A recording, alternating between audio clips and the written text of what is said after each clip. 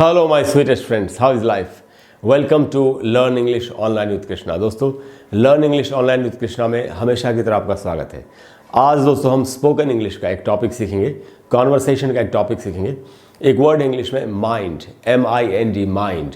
Mind को दोस्तों बहुत तरीक़ों से यूज़ कर सकते हैं। माइंड के साथ अलग अलग एक्सप्रेशंस यूज़ होते हैं, लेकिन इन एक्सप्रेशंस को सही तरीके से यूज़ करना हमको आना चाहिए। अगर हम इनको सही तरीके से यूज़ करना सीख लें तो हम बहुत अच्छी इंग्लिश बोल सकते हैं। अच्छी इंग्लिश बोलने की दिशा में एक कदम और आगे बढ़ा सकते हैं। तो दोस्तों, आज की क्लास में हम सीखेंगे कि माइंड से कितने एक्सप्रेशंस जुड़े हुए हैं, उनका सही यूज़ क्या है। बहुत ही इन्फॉर्मेटिव, काफ़ी यूज़फुल क्लास है आपके लिए। आपको ध्यान से एंड तक पूरे वीडियो को देखना चाहिए, क्योंकि आपको आज की क्लास से जो एक्सप्रेशंस आप सीखेंगे उससे आपको इंग्लिश बोलने में काफ़ी हेल्प मिलेगी। तो टॉपिक जो कवर करेंगे दोस्तों वो है एक्सप्रेशंस विद माइंड। माइंड के साथ यूज होने वाले एक्सप्रेशंस। पहले दो एक्सप्रेशंस मैं आपको बताता हूं। एक है डू यू माइंड और दूसरा है वुड यू माइंड। ये दोनों एक ही चीज़ के लिए इस्तेमाल होते हैं। किस चीज़ के लिए इस्तेमाल होते हैं और ये बहुत ज़्यादा यूज़ होते हैं। आपने हज़ारों बार सुना होगा और आपने खुद भी कई बार बोला होगा। तो ये दोस्तों परमिशन, अगर हमको इजाज़त मांगनी है किसी से, या पोलाइट रिक्वेस्ट, विनम्रतापूर्वक प्रार्थना करनी है किसी से किसी बात के लिए। जैसे आप कहीं बैठना चाहते हैं और आपने देखा वहाँ पहले से कुछ लोग बैठे हुए हैं, आप परमिशन लेके बैठना चाहते हैं। आप कहेंगे do you mind if I sit here. आप किसी का सिगरेट पीने का मन है, उसने सोचा पूछ लेता हूँ लोगों से do you mind if I smoke. तो दोस्तों, या would you mind if I sit here, या would you mind if I smoke, ऐसे यूज़ करेंगे। वही मैंने एग्जाम्पल से बनाया दोस्तों। Do you mind if I sit here, कोई पूछ रहा है किसी से कि अगर आप बुरा ना मानो तो क्या मैं यहाँ बैठ जाऊँ। नहीं तो हम ये भी बोल सकते थे do you mind if I smoke, अगर आप बुरा ना मानो तो क्या मैं यहाँ बैठ जाऊँ। तो डू यू माइंड, मैं सिगरेट पी लूँ, do you mind if I sit here, आप बुरा ना मानो तो यहाँ बैठ जाऊँ। Do you mind if I smoke, अगर आप बुरा ना मानो तो क्या मैं सिगरेट पी लूँ।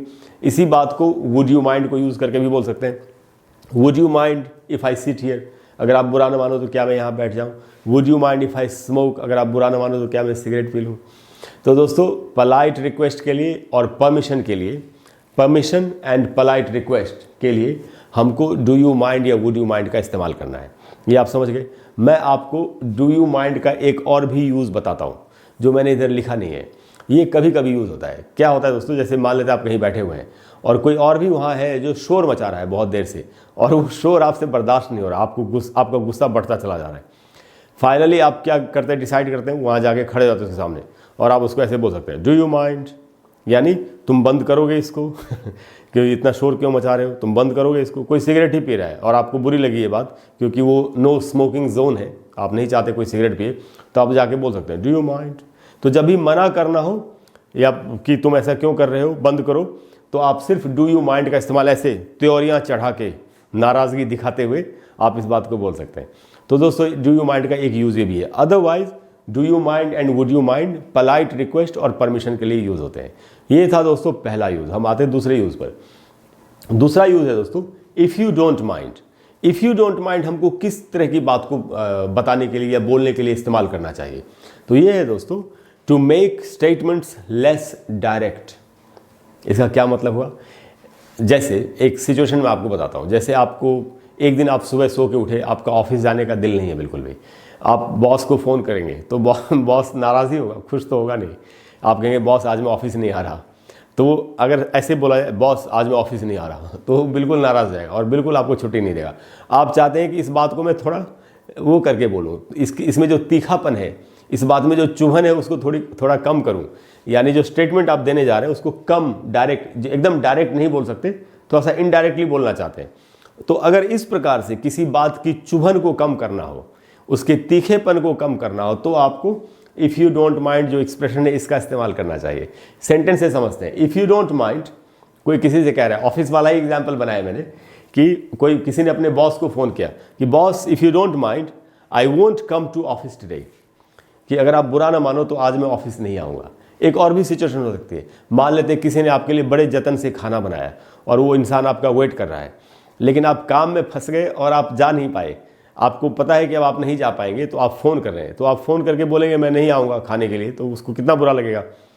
तो आप बात के तीखेपन को कम करने के लिए आप बोल सकते हैं if you don't mind I won't have lunch today, आज मैं लंच नहीं कर पाऊँगा। यहाँ है I won't come to office today, यहाँ हम उसको बना देंगे if you don't mind I won't have lunch today. तो बात की अगर आप बुरा ना मानो तो आज मैं खाने के लिए नहीं आ पाऊंगा। तो बात की जो तीव्रता है वो थोड़ी सी कम करने के लिए इफ़ यू डोंट माइंड जो एक्सप्रेशन है हमको इसका इस्तेमाल करना चाहिए।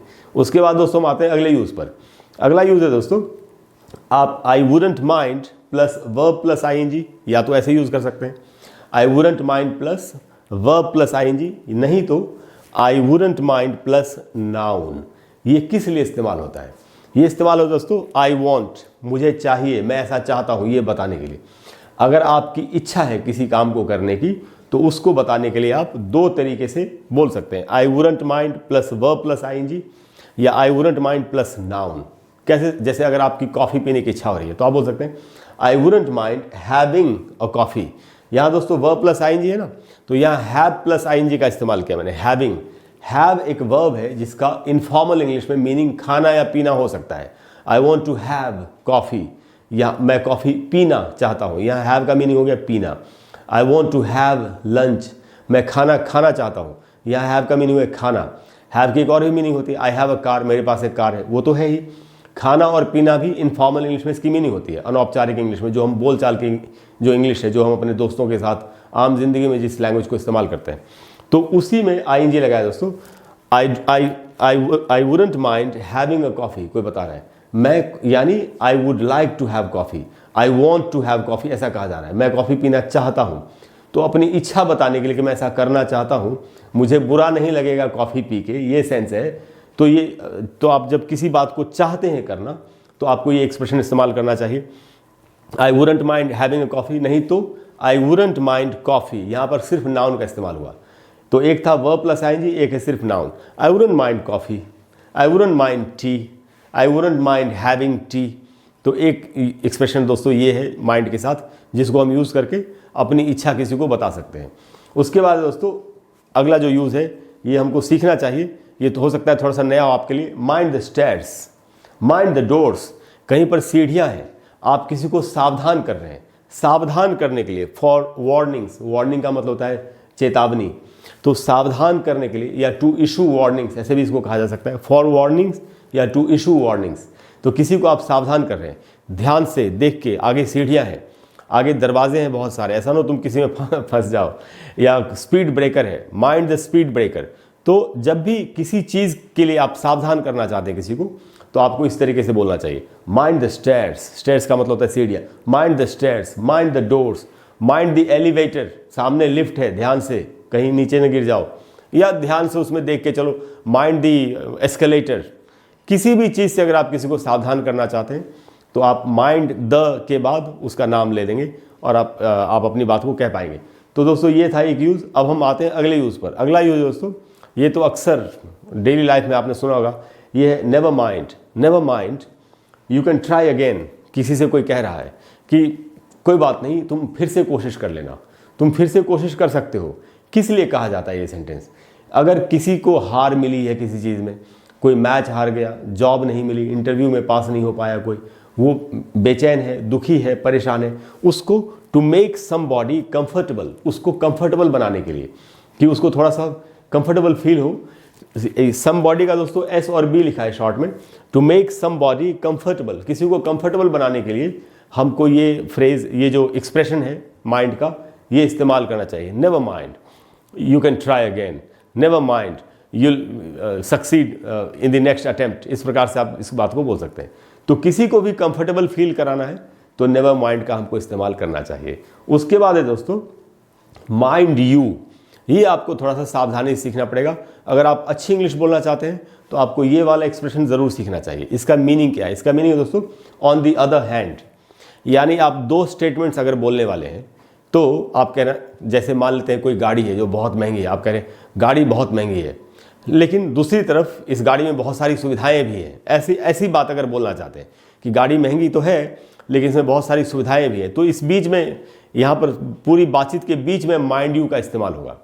लेकिन दूसरी तरफ ये इसका मीनिंग है, माइंड यू का मीनिंग है ऑन दी अदर हैंड, दूसरी तरफ। तो कैसे एक सेंटेंस से समझते हैं, जैसे यहाँ पर एग्जाम्पल है, द फोन इज एक्सपेंसिव। अरे यार फ़ोन तो महंगा है, लेकिन फिर कहा किसी ने माइंड यू, लेकिन दूसरी तरफ इट्स गॉट 3 कैमराज, इसमें 3 कैमरा भी है। तो फ़ोन महंगा तो है लेकिन दूसरी तरफ इसमें 3 कैमराज भी तो हैं, तो इसलिए तो महंगा है। तो इस तरीके से जब किसी बात को कहना हो तो आप बिल्कुल कॉन्वर्सेशन के बीच में आपको माइंड यू का इस्तेमाल हमको करना चाहिए। तो दोस्तों ये थे माइंड से जुड़े हुए सारे एक्सप्रेशंस मैंने आपको बता दिए। मुझे पूरी उम्मीद है कि आपको क्लास अच्छी लगी होगी, क्योंकि इन एक्सप्रेशंस को यूज़ करके आप अपनी मनचाही बातें बोल सकते हैं। अगर आपको क्लास अच्छी लगी हो तो प्लीज़ वीडियो को लाइक करें और शेयर करें और चैनल को सब्सक्राइब करें। और अगले वीडियो में मैं आपको फिर एक कमाल का एक्सप्रेशन स्पोकन इंग्लिश का या कॉन्वर्सेशन का बताने की कोशिश करूँगा। इसके अलावा दोस्तों, अगर कोई भी ऐसा टॉपिक है जो आपको परेशान कर रहा है, चाहे वो ग्रामर का है, चाहे वोकैबुलरी का है, चाहे प्रोनाउंसिएशन का है, तो आप नीचे कमेंट बॉक्स में लिखिए। मैं अगर आप चाहते हैं मैं उस पर एक वीडियो बना दूं, तो मैं जितनी जल्दी हो सकेगा आपको एक वीडियो बना करके देने की कोशिश करूंगा। Thank you very much. I will see you again. Bye bye.